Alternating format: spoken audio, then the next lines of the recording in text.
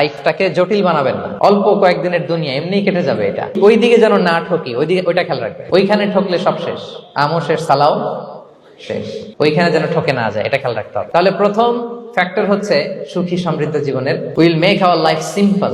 Simplicity is the কি to happiness. আপনি লাইফটাকে সিম্পল করবেন, আপনি হ্যাপি হবেন। রাসূল সাল্লাল্লাহু আলাইহি ওয়াসাল্লামের জীবনের দিকে যদি তাকান, দেখবেন তিনি তাই করেছেন। সুবহানাল্লাহ।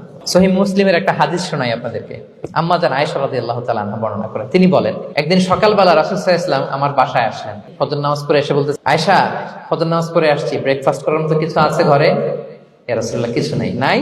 ঠিক আছে, আই এম ফাস্টিং, যাও আমি রোজা রাখলাম, রোজা নিয়ত করলাম।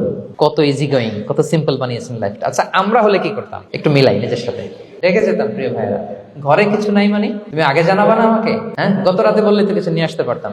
সাধারণত এইভাবেই তো রিয়েক্ট করি আমরা, আগে জানাবা না কেন, আগে বলো নাই, রেখে যেতাম। অথবা বলতাম, আচ্ছা ঠিক আছে, এখন যে একটা কিছু ব্যবস্থা করি, দেখি কিছু পাওয়া যায় কিনা। এরকম অনেক ওয়ে খুঁজতাম। ঠিক আছে, খাবার যখন নাই আমি রোজাই রেখে দিলাম।